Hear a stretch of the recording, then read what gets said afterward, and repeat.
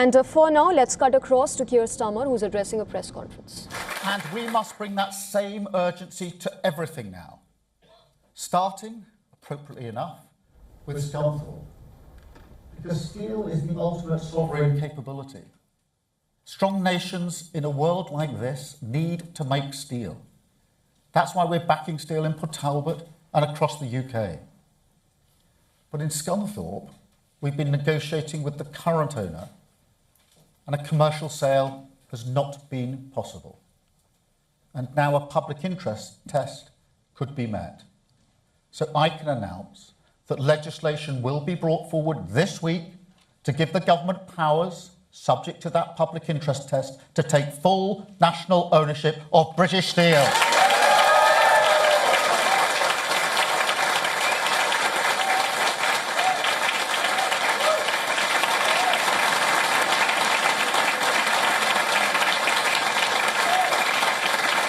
Public ownership in the public interest. Urgent government on the side of working people, making Britain stronger with the hope of industrial renewal. That is a Labour choice.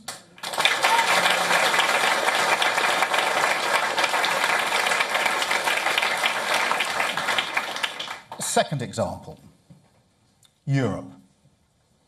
And I'm sorry, but I need to take a bit of a detour on this, because I want to remind you what Nigel Farage said about Brexit.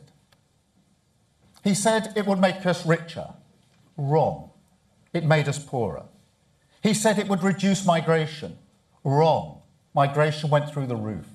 He said it would make us more secure. Wrong again. It made us weaker. He took Britain for a ride, and unlike the Tories, actually, who at least had to face up to it, he just fled the scene.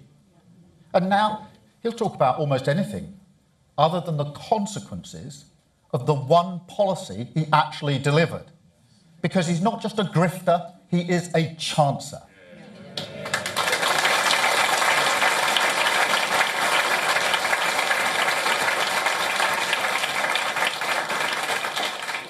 And so at the next EU summit, I will set a new direction for Britain. The last government was defined by breaking our relationship with Europe.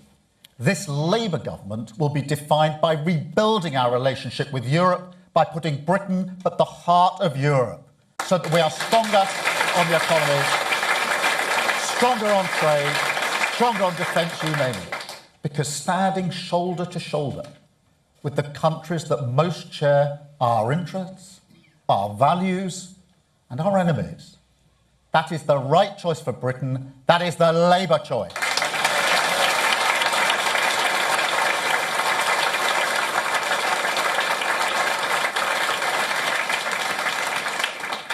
And for our young people, also something more. Because Brexit snatched away their ability to work, to study, and to live easily in Europe.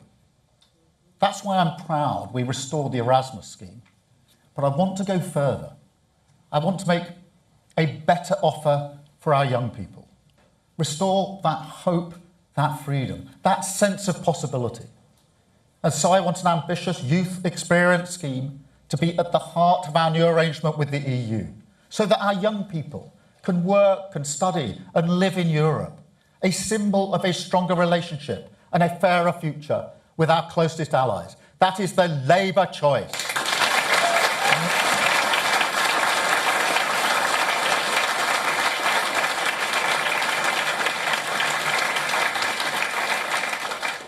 And third, the greatest hope. The hope that every parent has of a better future for their children. And I want parents to feel that that is shared by their government.